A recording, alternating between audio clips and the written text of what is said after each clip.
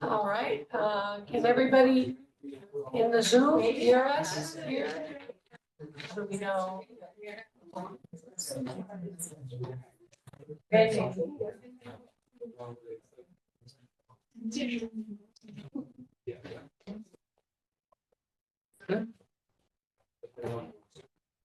I'm good.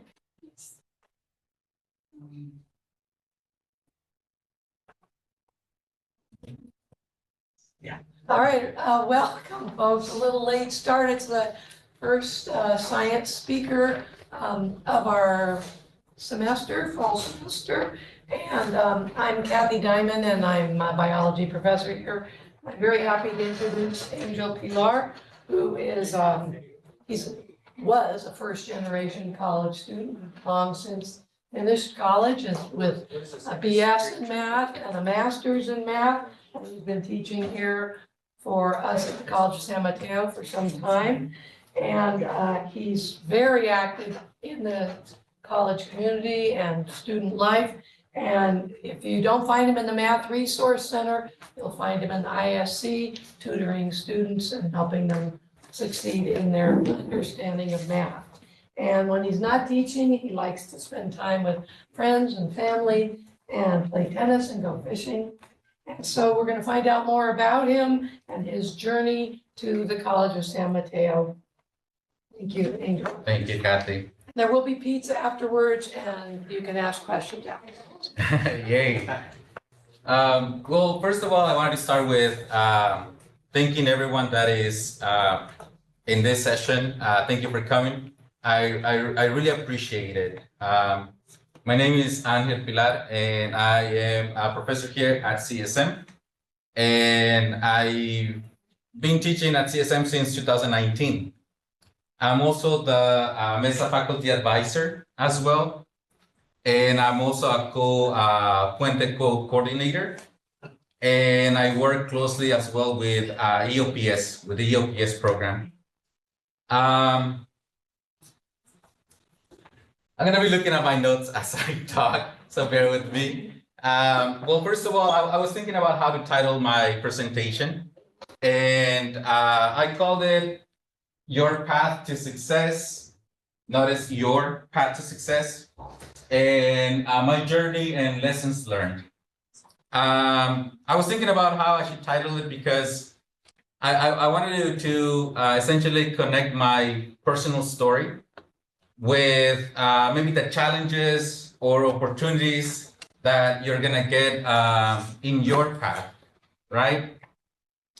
I wanted to essentially make this presentation not necessarily about me, but about the insights or the lessons I learned throughout my path. So that's what I wanted, I guess, this presentation to be about. With that being said, I guess we can get started.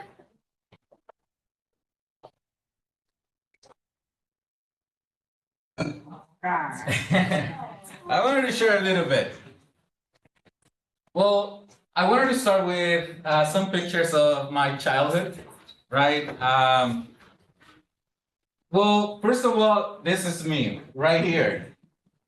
I'm holding my youngest sister. And next to me is my other sister. This is me right here as well. This is in a small town in Mexico. And on the right hand side of the other picture, you see, this is my mom right here. This is me. This is in, I believe this is probably like, I don't remember. It might have been third grade, second grade. I don't remember exactly, but this is my uncle. And this is my aunt. I wanted to share this so that I guess to contextualize, you know, my my journey, right? Because I think this is important for me to share with you. I think it's part of my story. It's part of my roots, and I just wanted to share where I come from. Anyway, I wanted to talk a little bit about this town. This town is in Mexico. It's a very tiny town. I believe the population was about maybe 2,300 or something about that range. I actually looked it up in Wikipedia before coming into here. I wanted to share that because I wanted you all to understand that my town was super tiny, that it felt really small, right? What that means, what that meant for me was that I was very close off from the world. I didn't know that, for example, I didn't know that other languages existed. My town was so small that I didn't know that there was other, what's it called? The United States, right? I didn't know there was other countries in the world. So that's how isolated I was. And I share that because I wanted to, I want you to understand, I guess, a little bit of how I started when I came to the US. It was a big, I would say, culture shock, as well as, I guess, a new world of discovery for me. And I do have a personal story to share. When I used to watch TV back in this town, I don't know if anyone has watched Tom and Jerry. Sometimes they speak, right? And all the time when I was watching Tom and Jerry back in this small town, I always thought that it was just like mouse noises or what's it called, cat noises, right? But then when I later watched and I understood English a little bit, I realized that there were actually sometimes they would speak the language. They would say maybe one word in English, but at the time I didn't recognize it, right? So anyway, so for me, I had no context. I had no idea that you could pursue education, because this time was all about either you work in construction or agriculture. And of course, that was the expectation for me, right? That if once I go to school, I would go and help out my dad or work in the fields. Here, the next slide is just a map, just to visualize where I was. This right here is where I was born. It's a small town in Mexico called Villa Nicolas Bravo. And here I put the census 2020, this is the population, 2,344. Everyone knew each other in that town. And anyway, so we traveled. Back in the day, we didn't call it the US, right? In my town, the US people call it El Norte. We said, or the North, right, for translation. My parents, or my mom, because my dad was in the US when I was growing up, my mom would say, we're gonna go to the El Norte, right? And then I remember this back when I was in my town. I was about to start 5th grade. And I didn't enroll in school because my parents made the decision that all of our family would move to El Norte. And my friends would tell me, hey, I didn't see you in class on the first day. And my response was, I'm going to El Norte. That's why I'm not going to be enrolled in school, right, anymore. So anyway, so we went. We lived in San Diego. So that's where actually I did all my education, in San Diego. I came here when I was 10 years old, and I enrolled in 5th grade here. A little bit of context, again, like I said, I didn't know any English. I didn't know anything about education at all.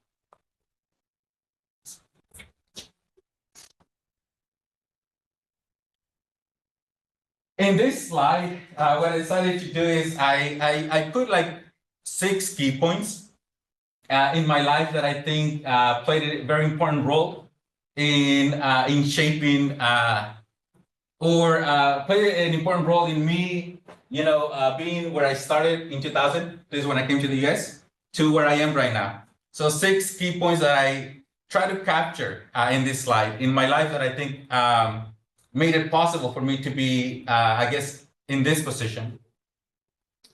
In the next slides, what I'm going to do is essentially just focus on all of these 6 key points and tell you a little bit more about my journey. Okay.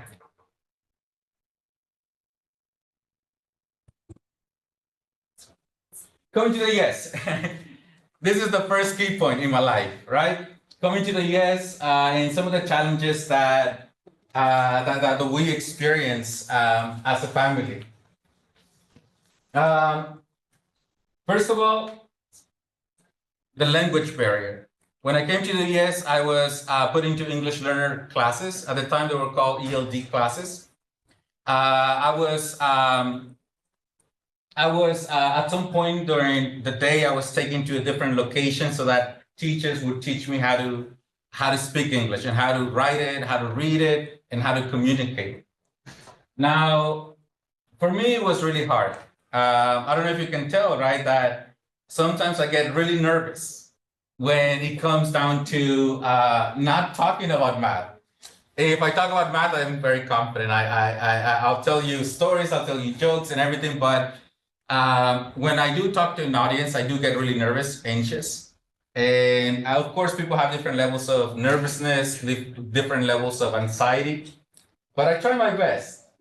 So I tell you that because for me, it was really hard to learn English, especially because I was really quiet, shy, and anxious, meaning that I didn't speak to anyone in the class. I just sat in the classroom, I would listen to the instructor, and I try my best not to participate in class because I don't know, for some reason, I felt like people will discover that I didn't know English, right?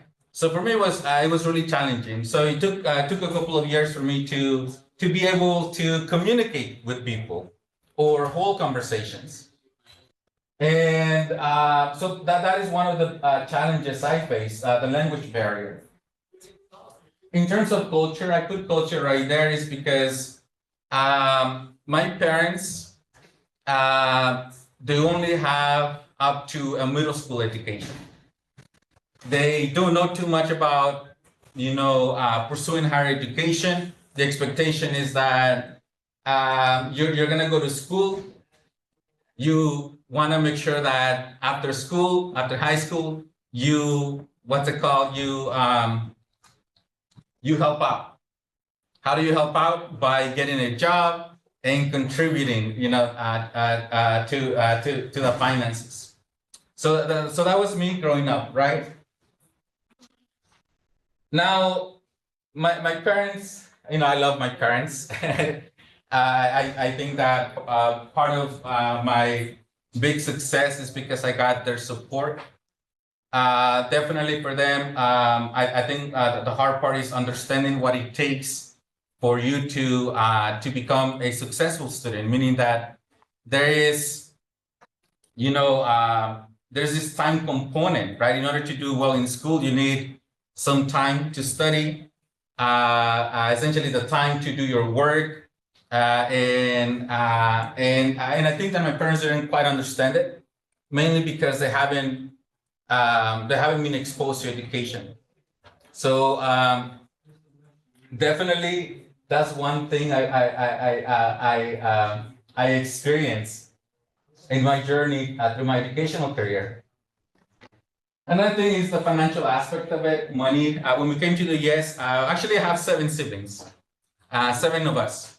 When we first came to the US, I think we came to a 1-bedroom apartment, and we were 10 people, 7 siblings, my 2 parents, and my grandma. We lived in a 1-bedroom apartment, and then of course they told us, hey, there's too many people in this 1-bedroom apartment. So we moved out into a bigger space. Of course, we still share, I share a bedroom with my 3 brothers. We're actually 3 brothers in total and 4 sisters. My sister occupied 1 bedroom, and my brothers and I, we were sleeping in the living room, and my parents will take the other bedroom. That's how a big part of me in middle school. That's how I grew up in high school as well. And again, I put the education just because I feel like again my parents didn't know too much about what it takes, or sort of like it was hard, to essentially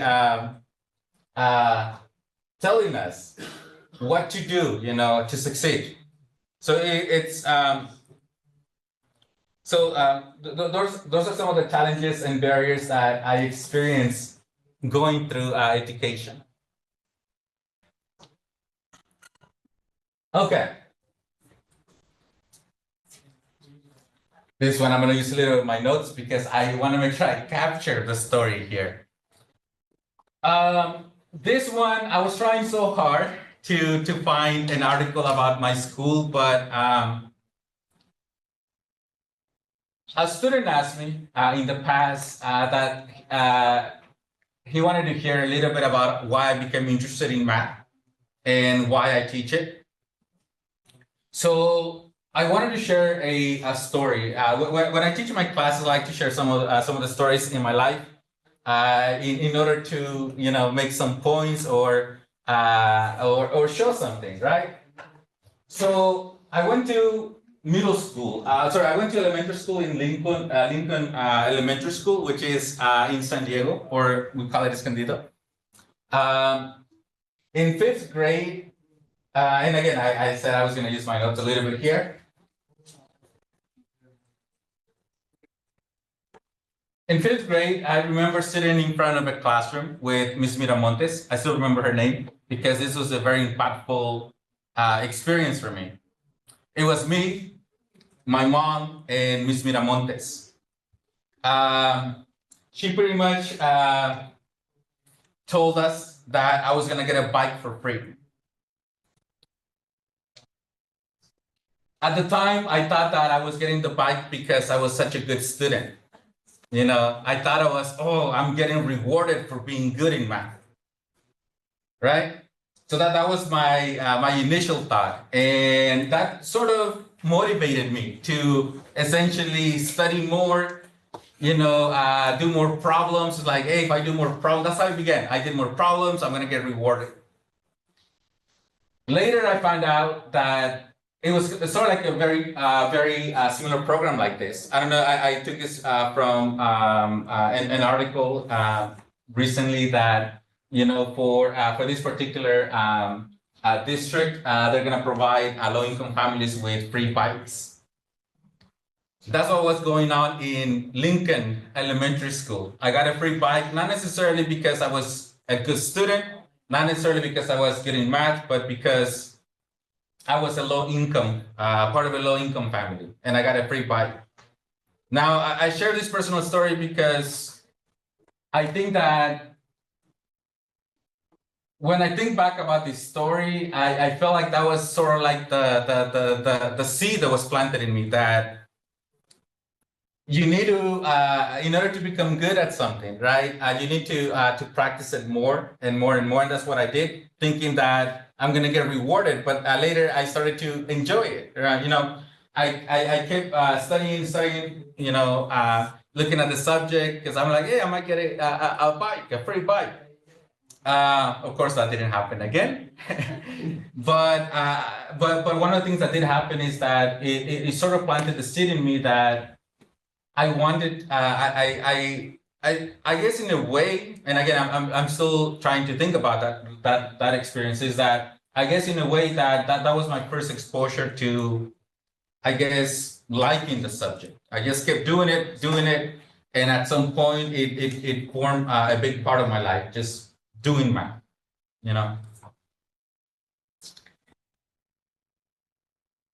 Okay, let's move on to the next slide. Okay. Then came middle school and high school, right? So, and again, this is another point in my life, second point. And again, there's only 6 points, you can, I'll try my best to explain here. So in middle school and high school, I think one of the biggest impactful events in my life was when a teacher told me to join the AVID program. This was in 7th grade. I put a description about what the AVID program was, but for me, what it meant is that I'll tell you what I did in that program. They made me research colleges.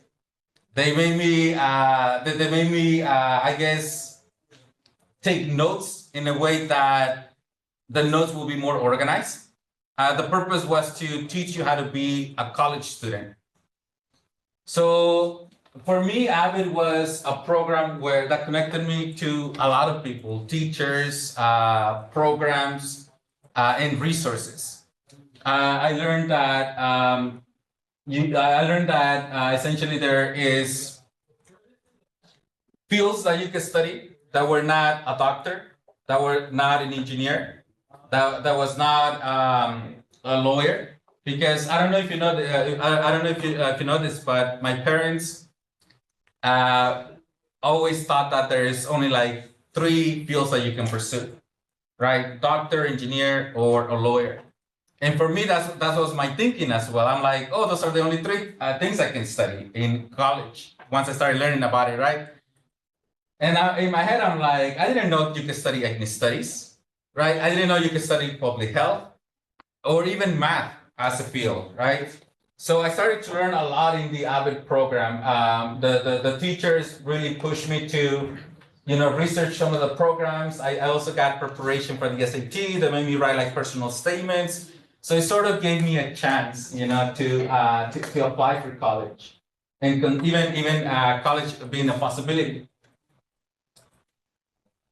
Another important program that I joined in my high school was called the Upper Bound Math and Science program.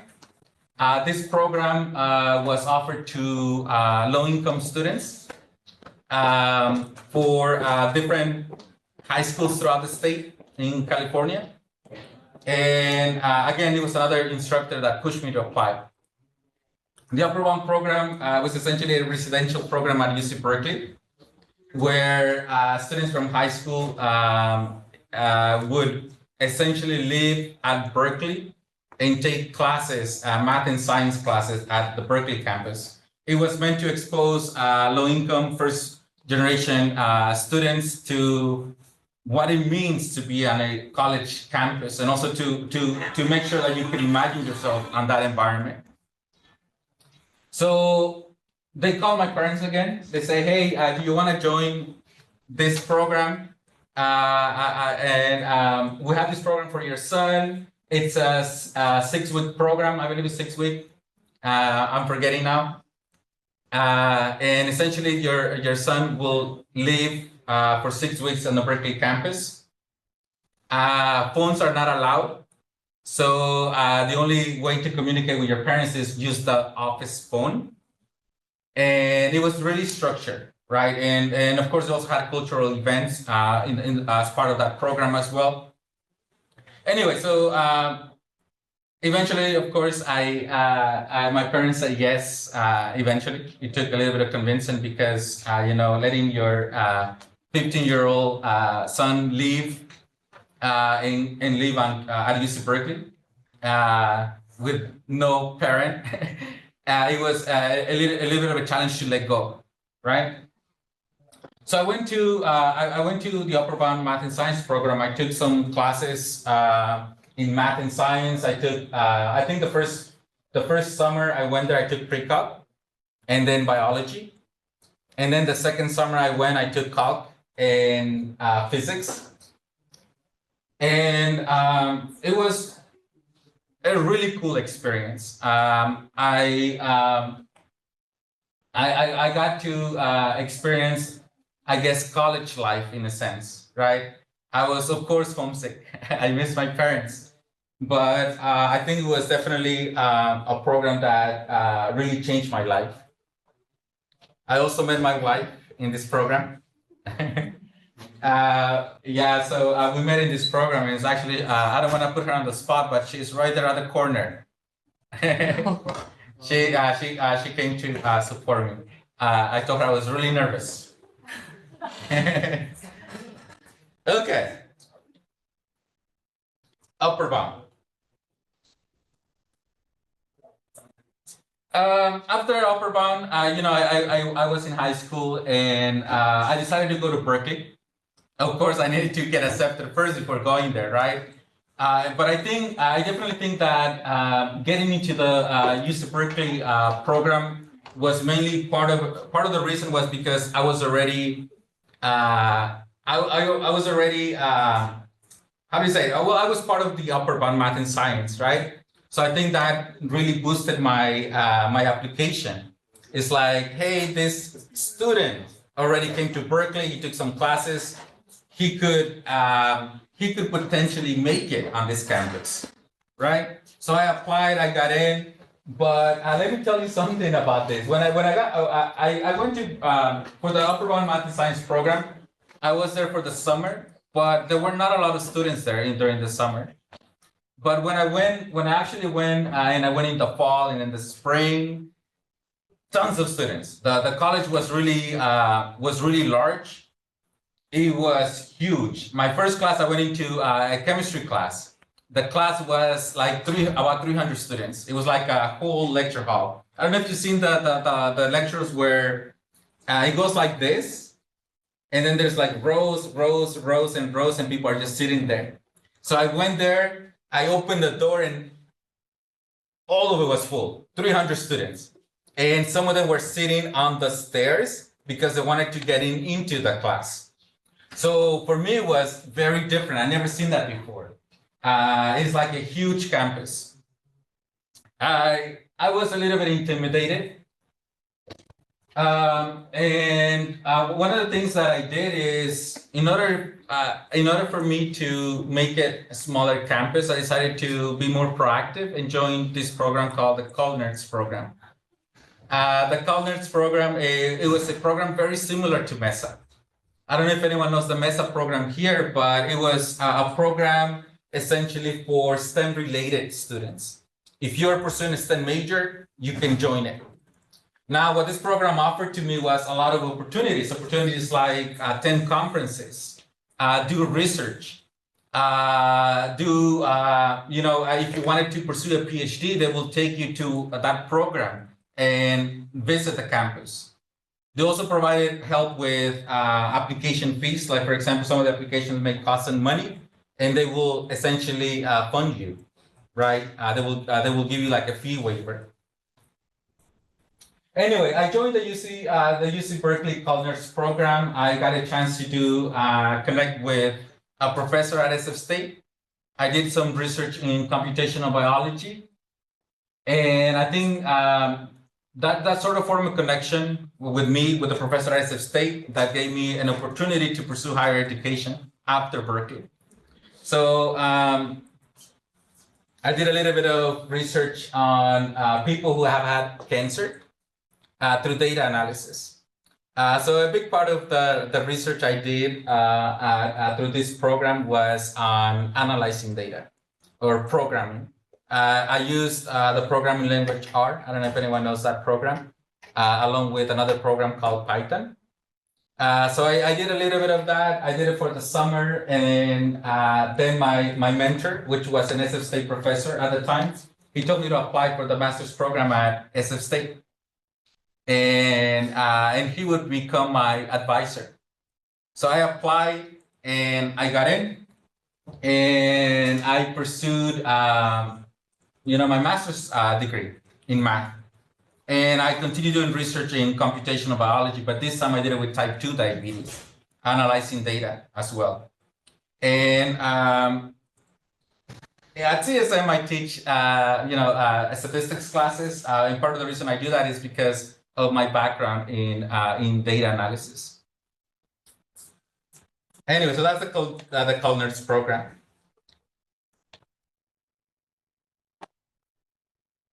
And I think I already mentioned a little bit about SF State, right? And what I did there.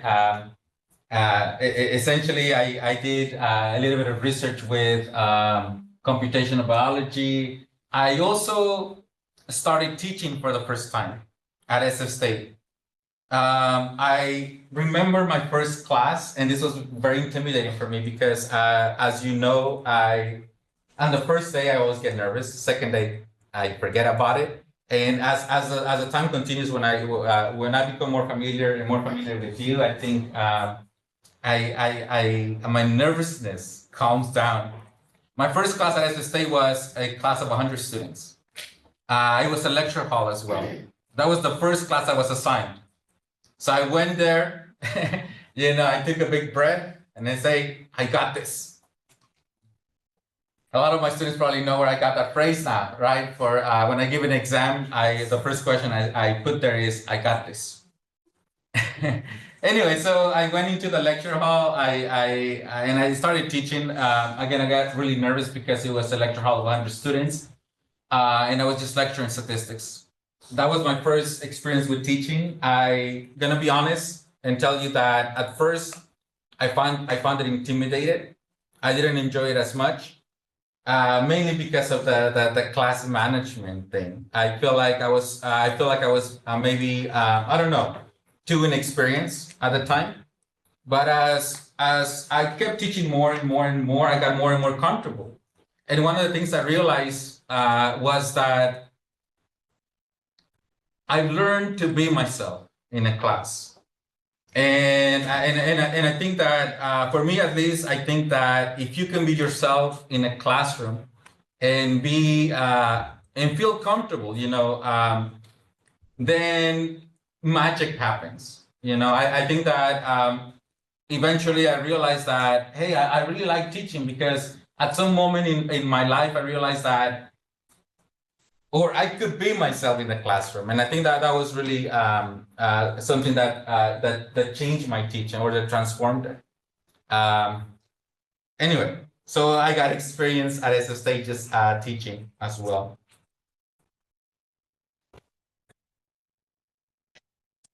We're almost to the end of my slides. This one I will read because I wanted to leave you with something here. Lessons learned.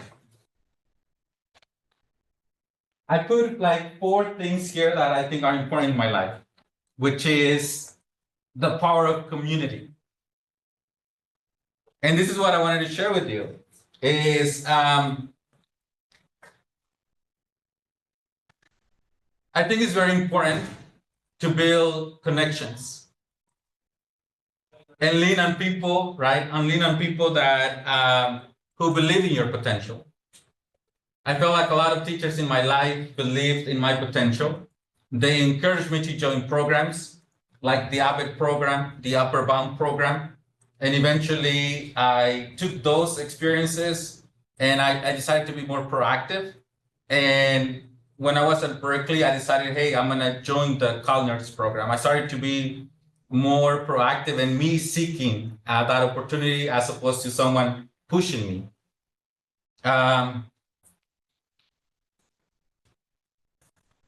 Another thing that I realized is that for me, it's very hard to get out of my comfort zone. Meaning that that it's very hard for me. For example, I think you already know that I told you that it's hard for me to participate in a class when I was younger, mainly because I was really afraid that maybe, I don't know what it was, maybe judgment, people would judge me, or maybe people will think that, hey, he doesn't know English, right? He has an accent, but now he's very different. I think very differently now. But I was very afraid, and the thing is that getting out of your comfort zone can lead to growth, right? And so some of the things that when people tell me, hey, you want to do this, you want to do that, I look at my schedule and I try to say yes, mainly because I do want to get out of my comfort zone. Because I do understand that with getting out of your comfort zone, there's a potential for growth. And I'm always continuing that journey, right? Getting better and getting better. And the way I do that is by experience, do it and you'll get better at it. I'm also very thankful that I found people in my life, like teachers, program directors, or anyone that helped me in my life. I think it's very important to recognize that sometimes success is a mix of personal effort, but also other people helping you, right? So it's a mixture of those two things. And I also want to encourage all of you to, to take initiative. If you see an open opportunity, why not take it, right? Get out of your comfort zone, take some initiative, and yeah, and just be open. That's pretty much it, everyone. Thank you.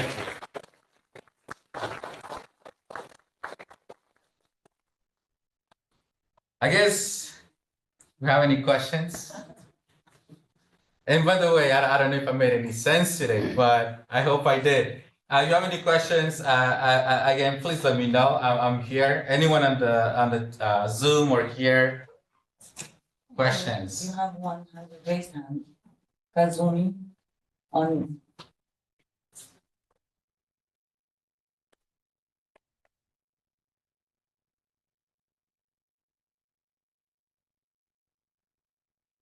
Do we have a question? Oh, and oh.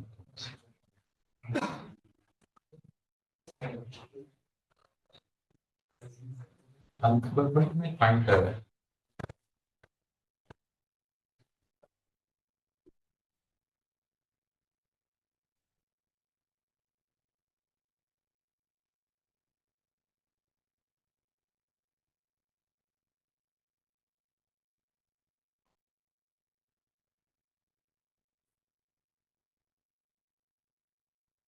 So we have a question from Kasumi. Kasumi, you have a question?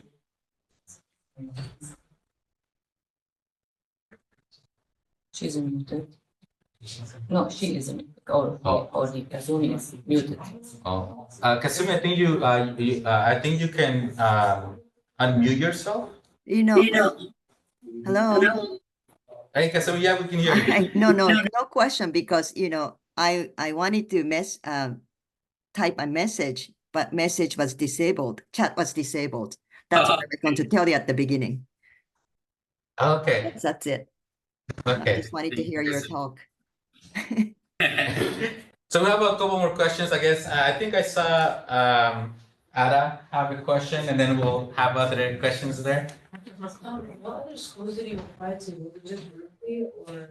No, actually, I applied to a couple. I applied to UCLA, UC Berkeley, I believe UC Irvine, Cal Poly, and UC Davis.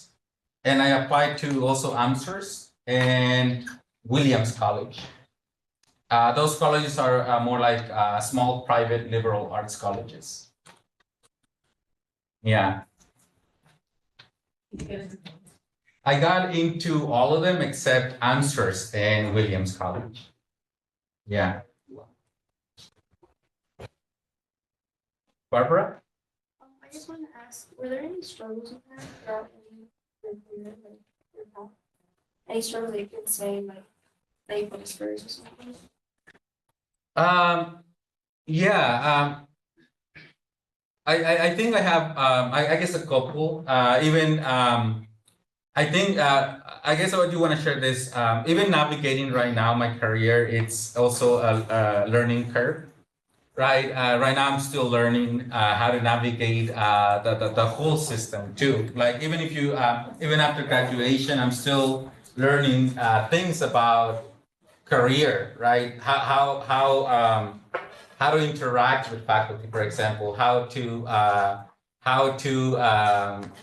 essentially learn about how everything works in the college. So I feel that one of the challenges, for example, right now that I face is that understanding how everything connects for the college, like how everything works, how to, I would say in meetings, for example, I try to remember or I try to navigate all of those relationships. Like, it's still hard for me to join a conversation. It's still hard for me to get out of my comfort zone. Growing up, I did experience challenges in terms of, I would say, financial. It's one big one. Maybe another one would be things like, let me see. I would say that some of it would probably have to do with the fact that I think my parents were a little bit strict in terms of what we could do outside of home. Let me tell you, sorry, this is specifically harder for my sisters more than us in my family, because my parents were everything we did, like if we wanted to go out, we had to ask for permission. Especially the girls was even harder on them. But anything, for example, some of the challenges I faced was like at home, it was very reduced space, and everything was so loud. So for me, finding a space to study, finding a space where I can do homework, or even finding the time to do homework was challenging. And if I wanted to go to the library, I needed transportation, and only my dad drove at the time. So it's only one car. My dad would, if you know my dad, he was always working all the time. Yeah, and one of the things that I really I tell sometimes is that if you meet my parent or my dad and you shake his hand, you'll see how much he has worked in his life.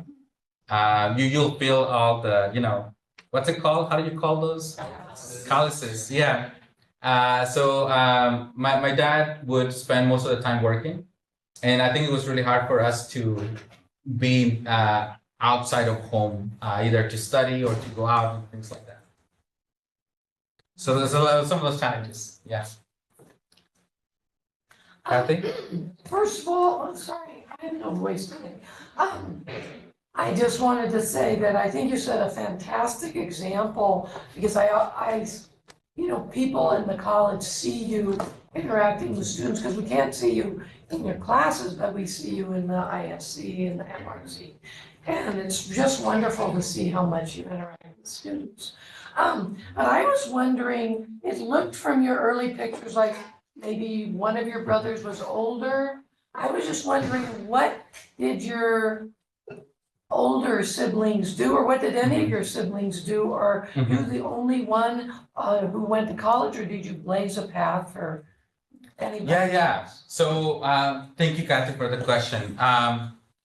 When we came to the US, my oldest brother, he had to start in high school senior year. So for him, it was really hard because he couldn't get a high school diploma. He took a different route. At first, he took the role of a second dad, I would say. He was contributing a lot to the family income. So he started working in construction with my dad. He tried to pursue higher education. It was a lot harder for my older siblings to be able to pursue it, mainly because at the time, I think my parents were starting to learn about education and the benefits of it, or the difference that it can make in your life. My older brother right now, he took a different route. He owns a painting company. My older sister works for, she started, I think she came when she was at 10th grade. She successfully was able to get a high school diploma. And right now she works at middle school. And she works in the cafeteria. And I have another older sister. She's pursuing a master's in physical therapy. And then I'm next. I'm the middle child. And then after me, I think it gets a little bit, I think we had more opportunities because we became younger. My younger sister in the picture, she's a math teacher, actually. So let me show you. Let me go back to the first slide. This sister right here, she's a math teacher. She teaches in middle school in Salinas. This sister I'm holding, she's an attorney. She's an immigration attorney. And my younger brother, he graduated from UCSD. And I've asked him a couple of times about his goals, and he wants to be a doctor. He has volunteered for a lot of clinics, and currently he's the supervisor of a clinic, and just committing a lot of his time just pursuing volunteering his time for I guess I would say public health causes. He also he was part of a team, for example, of he was leading the street medicine team in different counties. And yeah, so he's doing a lot of work in health and clinic related. So we need a speaker series panel with the Pilar family. Yeah, yeah, they're definitely open. But yeah, so yeah. Question. What made you want to start teaching? Because I know you said you taught the statistics class in SF State, it was? Yes. So how did you fall into that? Was just exploring opportunities, or did you kind of know that you wanted to get into teaching? Yeah, that's a great question. My sister always knew that she wanted to be a teacher. She always told me, hey, I want to be a, she always said that she wanted to be a math teacher. And I'm like, how did you know? It's like I knew all the time. That's what she said. For me, it was different. For me, it's like, I actually wasn't considering teaching in the first place. I wanted to go into industry. And when I first started at SF State, I got an opportunity to teach some classes, but I did that more as a way to finance my education. And I think that at first I wasn't so much into it. I was like, oh, maybe I'm not cut out for this. Maybe this is not for me. That's what my thought when I first started teaching. Eventually, me and my sister have had so many conversations about teaching. Sometimes she would call me crying when she first started teaching, right? Like, hey, she would call me crying because it's like class management. And I do think that, well, she was teaching high school first. That was her first job. And she's like, hey, I had a bad day. You wanna talk? And we had a lot of conversations about it. And first two is like, for me, I was also navigating teaching at SF State. For me, it was different because I think at SF State, the population was a little bit older. So I thought that the population was very different, what I was teaching versus what she was teaching.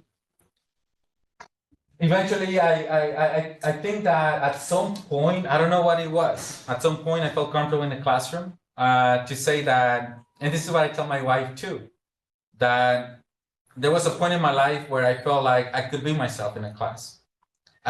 Because for those students that know that have been in my classes, you know that I share a lot of personal stories.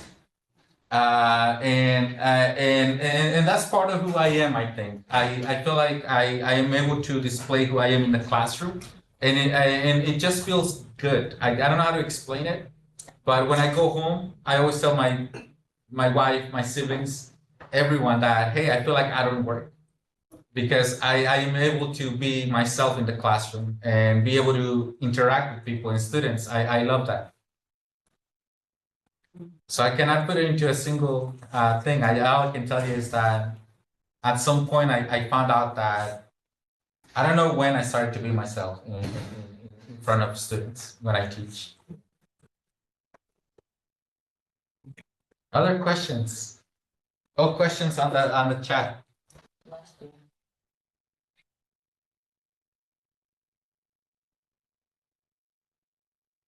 study tips? Yeah, so thank you, Lola, for asking that. Lola is asking if I have any study tips. Yes. Well, one of the things that I highly recommend is for me, I'm not I would say that I, of course, have some bad habits. I'm gonna be honest with you. But one thing I did a lot was, remember that program I mentioned, Culinary Program? They used to hold these optional discussion sections that essentially was a time for students to come in every week on a single day of the week to come and practice maybe for a couple of hours just doing math problems. I did that all the time. I went to every single discussion section.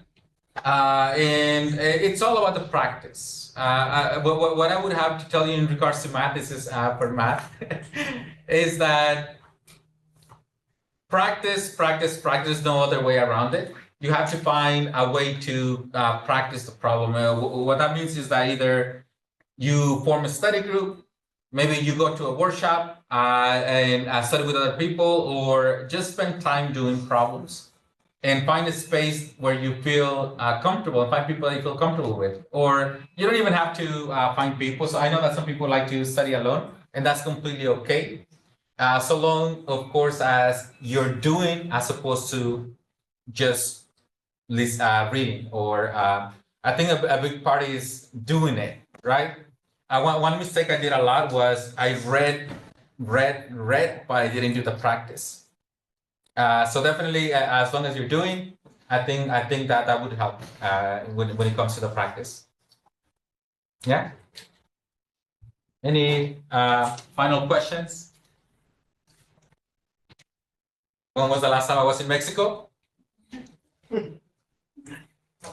I don't remember. I haven't been to my town. I haven't been to my town since I came to the US, everyone. So it's been what, 24, no, it has been 30, it's no. I'm doing the math wrong. That was my joke of the day. 24 years since I haven't been in my town. Yeah. Okay, I think that's Melissa? Is the environment as big as Berkeley, like full of people? What did you do to find community?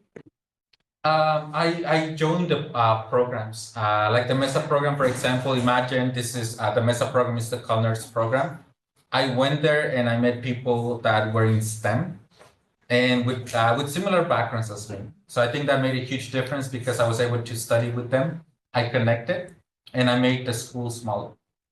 So it's just like those spaces that you need to find in your campus.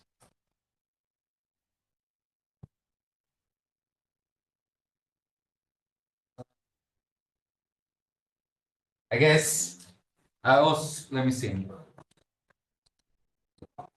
So I guess this is the last question.